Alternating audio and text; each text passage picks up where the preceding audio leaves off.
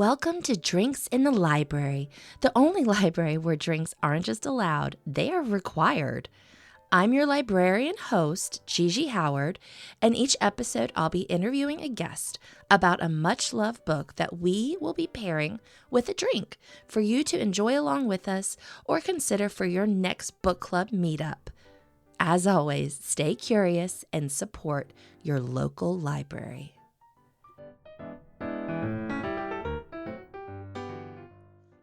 Hello, Libration Nation. This week we are covering the Detective Josie Quinn series by Lisa Regan. It's a police procedural set in a small town in Pennsylvania. And my guest this week is Kristin Miller. Kristin is an 80s baby who is an explorer at heart. She is a lifelong reader who recently returned to the United States after living abroad in 5 different countries for over 9 years. She's now an elementary ESL teacher here in Virginia. In the book series, Josie Quinn is a coffee fanatic and is always getting drinks at her local coffee shop. So Kristin and I grabbed coffees from one of my favorite local coffee shops, Coco and Hazel, and Kristin even got a blonde latte, which is what Josie drinks in the books. All right, without further ado, I hope you enjoy this episode. So we're talking about the Josie Quinn series. Yes. And I am pretty unfamiliar with it, but you pitched it and you were just like, I could talk about it forever. Yes, I love reading and I'm a lifelong reader. And as I've gotten older, I've gotten really picky about what I read. And so now I am at the point in my life where I only read either the monthly Harlequins. Okay. Or romantic suspense. Okay.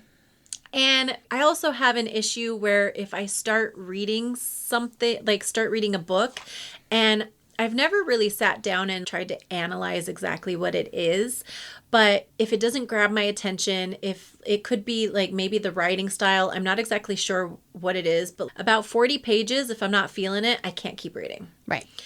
So that makes it really hard because I'm a picky reader, and so I'm always looking for new authors. Mm-hmm.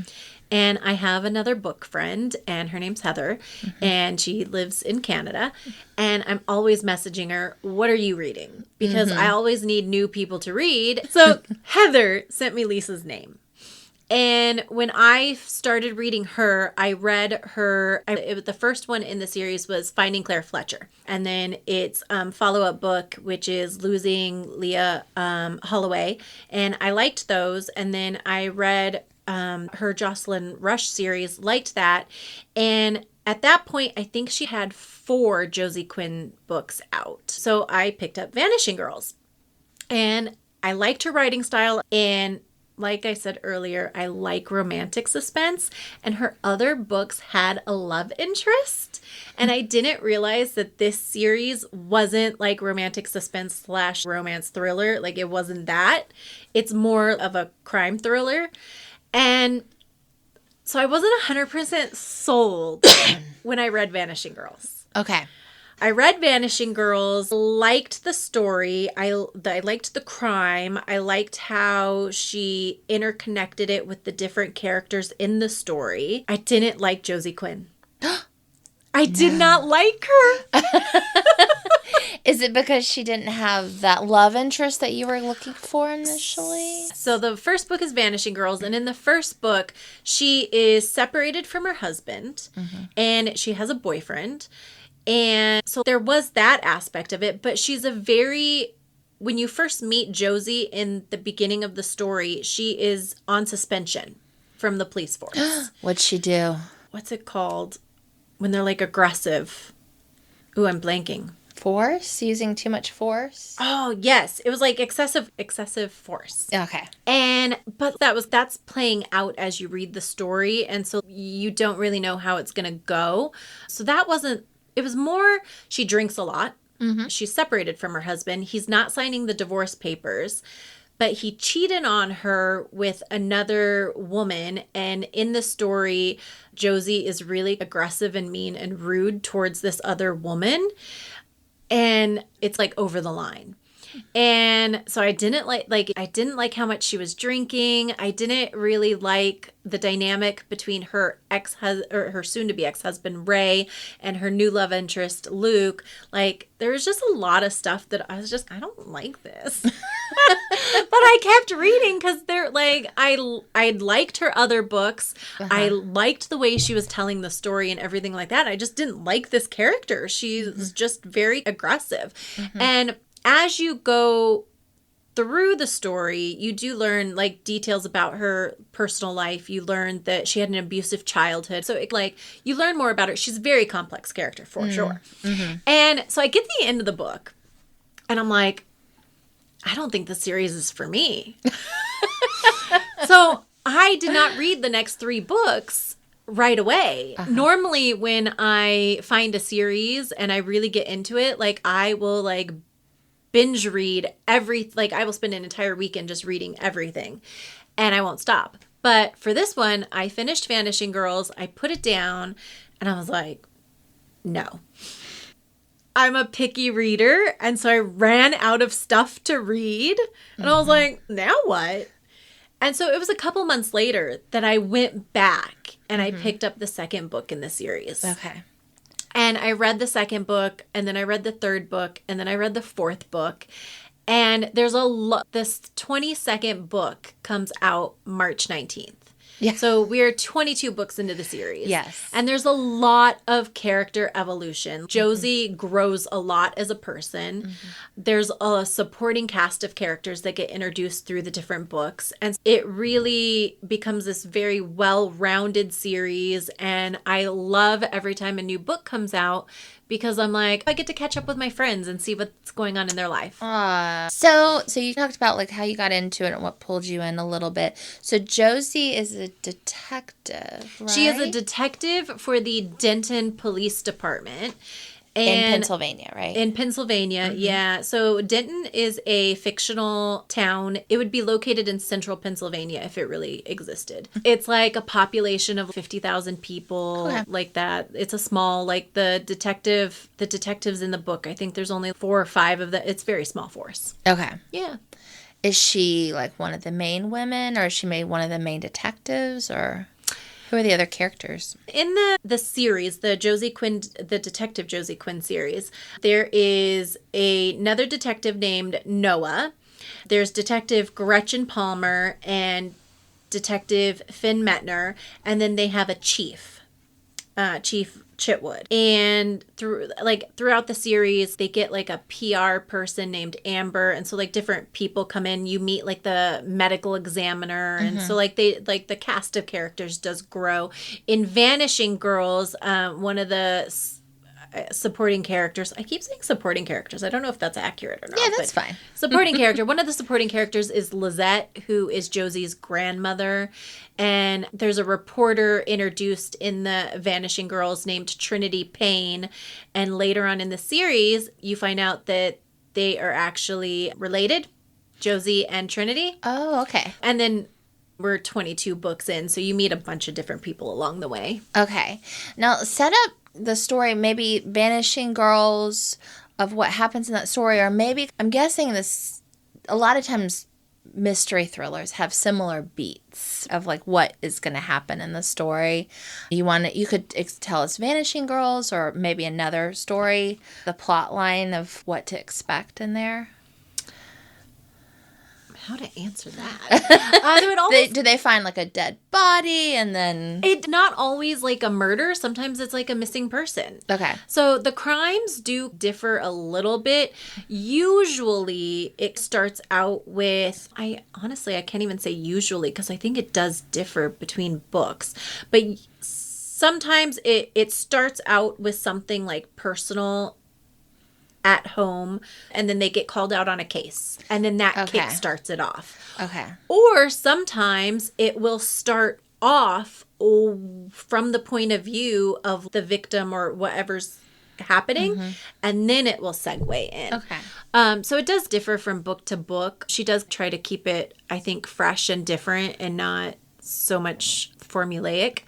But it dives, like the case unfolds, And there's always, it just builds upon itself like a roller coaster slowly going up. So it like starts to lay out and you're slowly climbing. And then there's all the action and you're coming down that roller coaster down the hill, and then it wraps up. Yeah. Does she have like any enemies in the story? Are there any common an attorney or somebody like that? So in Vanishing Girls, by the end of the book, the chief of the police department is killed. Oh. And Josie gets named interim chief. That was 22 books ago, so I can't remember how long she is interim chief, but then they bring in a new chief. Oh. So she's interim chief, and then she doesn't get the job. Oh. That's tough. So she butts heads with Chief Chitwood in the beginning. There's growing pains. Okay. Like there's a new leader. And for the team as well, for the other the other officers on the force, they refer to Josie, even when she's no longer chief, they call her boss. So for everybody, it takes some getting used to, because she was interim chief for a minute and then a new chief came in, and old habits are hard to break. But I do like the series doesn't always focus on Josie. At different points, we do get stories focused on the other characters, and we learn more about their backstories and things like that. So I did not like Chief Chitwood when he first came in, because I had grown to love Josie, and I was like, job should have been hers. And he had his own way of doing things. And Josie, she does take risks, and she doesn't always follow the rule book when she is doing things. And so they did butt heads along the way. And I always took my girl Josie's side. I was like, but one of the books does focus on Chief Chitwood, and you learn more about his background and stuff. And they actually have to work together, and Josie learns as I'm learning more about him. Josie's learning more about him as well. And their working relationship after that does smooth out a lot. So I thought that was really nice. But yeah, no, all the books, they don't necessarily focus on Josie. And so you do get an opportunity to learn more about the other characters, which I think is really nice. I wouldn't say any character is one-dimensional. They're all really well-rounded. What is the vibe of these stories? Are they fun? Are they dark? It varies. The vibe of the stories definitely vary. Some of them are dark.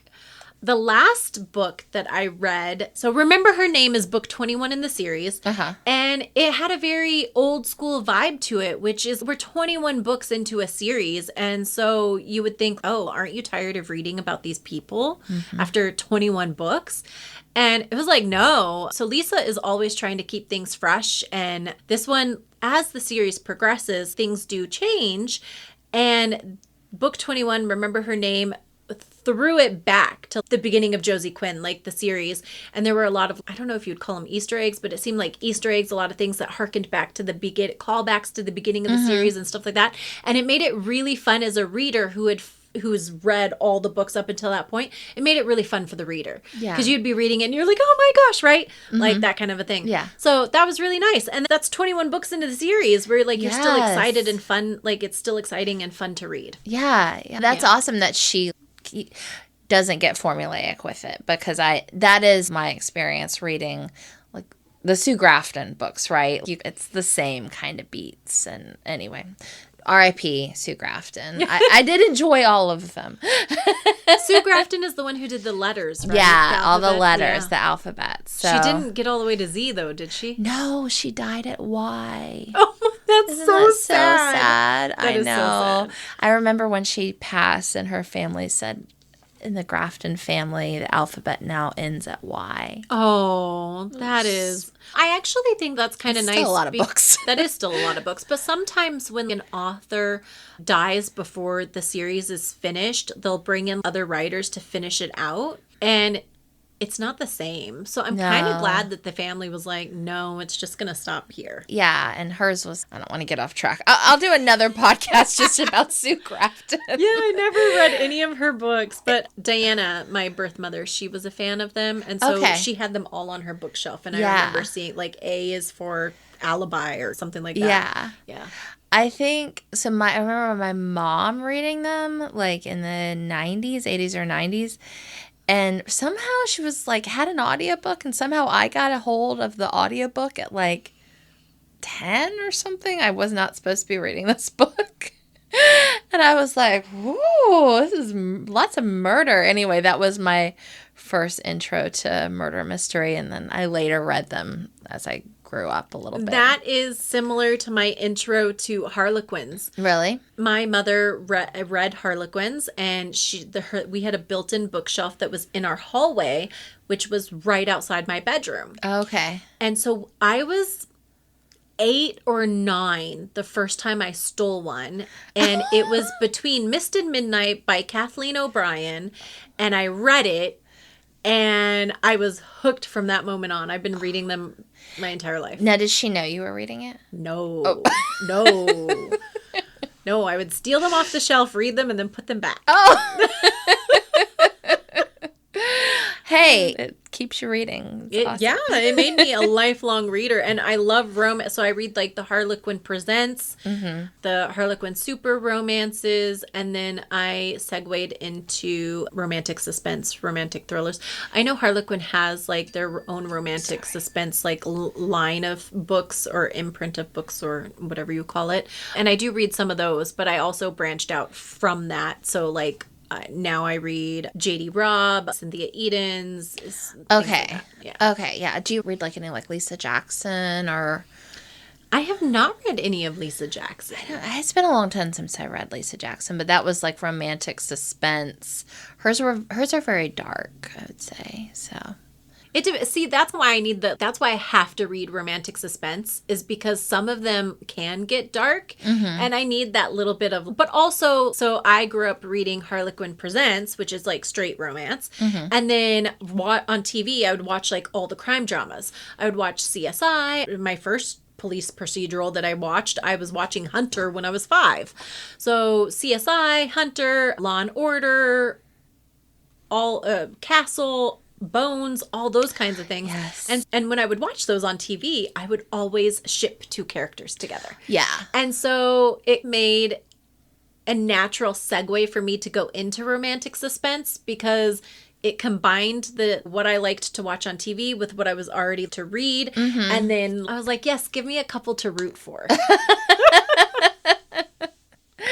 Oh, I love it. Also, so I wanted to talk a minute about Lisa Regan. Okay. For a second. One, like you already mentioned, like prolific writing. This series started like in 2019, and she's on book 22, right? Book 22, yeah. Did I have that correct? Yeah. So I was listening to a podcast where she was talking about her writing experience. She's signed up. She does 3 a year. She writes 3 books every year.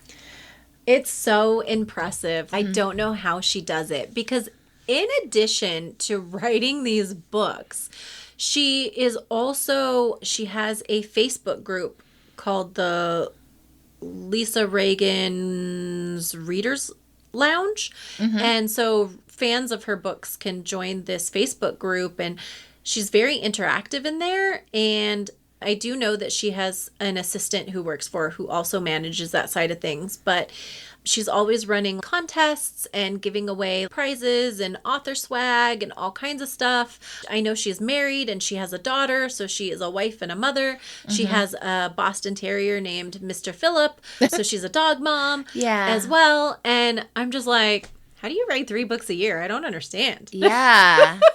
Yeah, it's a lot. That's tremendous output, and to not be formulaic with it, and to be so committed to her fans. And she was talking about how her fans communicate with her what they enjoy, and she's very in touch with them. I don't know. Do you communicate with her?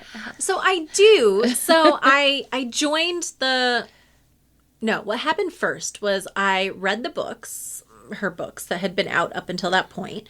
And then I sent her a message. And I was like, I've read your books. I really liked the Jocelyn Rush series. I was like, are you going to do any more books with that character? But she wrote back and she said, no, I started a new series, the Josie Quinn series, and I'm contracted to write 6 more books for that. So that's where my focus is. And I was like, oh, okay. And then I joined at some point the Reader's Lounge, and she does interact with fans in there. And then I sent her a private message on Facebook and we communicated back and forth a little bit that way. And then she does not really do a lot, very little travel outside of Pennsylvania. So most of her author events are in Pennsylvania. Okay. And I'm from California. It's not unusual for us to have an hour-long commute just to get to work. So I don't find long-distance travel to be that off-putting. And Pennsylvania's not that far away. So I read that she was doing an author event at a Barnes & Noble in Pennsylvania. Don't even remember where it was, but I Google mapped it and it was like a 5-hour drive. And she has a Boston Terrier named Mr. Phillip that she loves and adores. And that was my first intro to the Boston Terrier breed. And I was like, oh my gosh, that is so cute. And so I was like obsessed with him. He's adorable. And so then I had just moved to Virginia. I was living in Virginia. I was working full time, going to school full time, spending all of my time outside of work at home. And I was like getting lonely, and I didn't have friends here. I didn't have a friend group. I didn't have a social group. And so I decided to adopt a dog. Oh. But I live in an apartment. And so I started researching different dogs that are good for apartment living. And one of the top dog breeds that came up for being suited for apartments and that sort of thing was a Boston Terrier. Oh, cool. And so I adopted a Boston Terrier named Finn. Oh. And I'd never really owned a dog. And so I started with this dog, and his name's Finn, and he's actually named after a character from the Josie Quinn series. So he's So we're really getting into it now. Yes, so he's named after Detective Finn Metner. And I started messaging Lisa and asking questions about Boston Terriers because I didn't know anything about them. And she fell in love with Finn.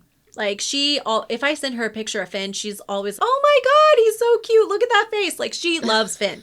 And she's even sent him birthday gifts, on his birthday and stuff like that. Yeah. That's so cool. So she's so sweet. And I decided she was doing this author event in Pennsylvania at a Barnes & Noble. It was 5 hours away.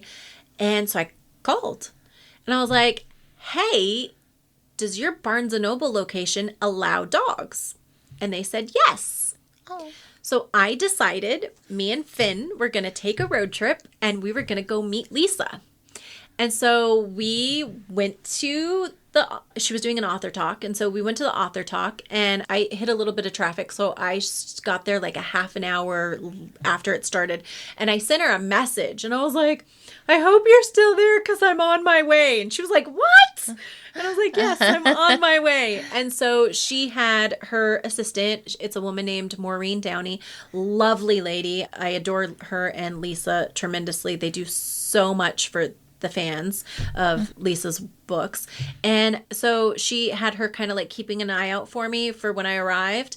And she flagged me down because I walked into this Barnes & Noble with my dog in a carrier. He was in I was carrying him like a baby. Aww. And I walk in and I'm looking around and Maureen was upstairs and she got my attention. And so I went up the escalator and Lisa met Finn and Finn was he loves people. So seeing all the people, he was so excited and he was a little bit of a nuisance. But that was the first time I met Lisa. Aww. And then she was doing another author event with a bunch of other authors at a library in Pennsylvania. And I drove up for that and I met her again, and her husband Fred was there.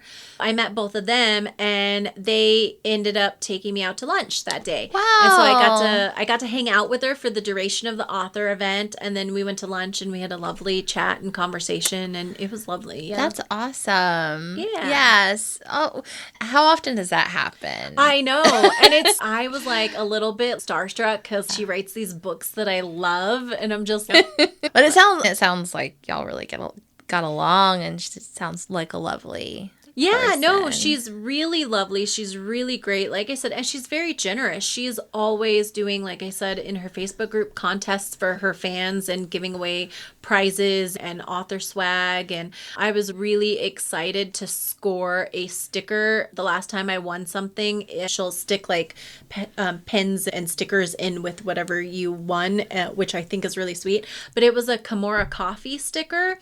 Oh. And in the Josie Quinn series, there is a local coffee shop that they go to, and it's Kimura Coffee. And she had created a little sticker for it. And I was, oh, I really want one of those. And the next time I won something, it was in there, and I was so excited. Oh, Yeah. that's awesome. Did you tell her how you felt about Josie when you first read the series? So I did tell her that I didn't like Josie in the beginning, and she said, you're not meant to. So I was like, oh, okay.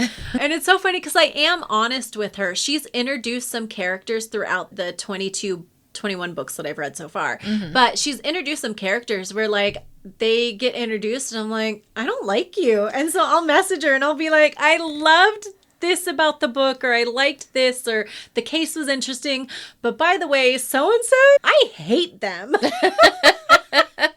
And sometimes she'll be like, I get that, or sometimes she'll even be like, you're not supposed to like them yet. Oh, okay. Yeah, she plans it out. She does. Yeah, they have a new detective on the squad, and we haven't learned his backstory, but so far he seems incompetent. Oh. And he's really annoying.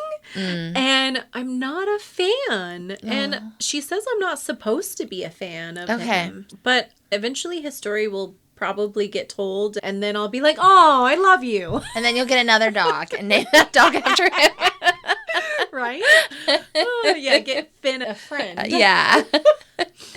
And also you were talking about the local coffee shop, and that does bring us to, real quick, to the beverage that we're having. So local coffee shop, there's a few close to here. We're near my home in Bon Air, Virginia. But this is Cocoa and Hazel.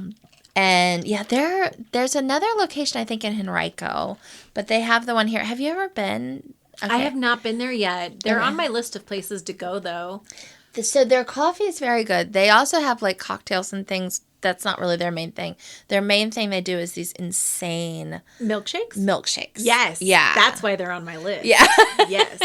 Like milkshakes with like all kinds of crazy stuff on them, right? Yeah, like a whole brownie on top. Yeah, so it was really, everybody in this area was super excited when they came here. Oh, very nice. But yeah, the coffee is very good too. And they have a really cool like kind of vibe in there. It's just very, you're in the suburbs, but you feel like you're in the city a little bit. Yeah. Yeah. Josie and Company, I feel like there are some professions that just make you become like a coffee or caffeine addict. Mm-hmm. Police officers, doctors, teachers, lawyers.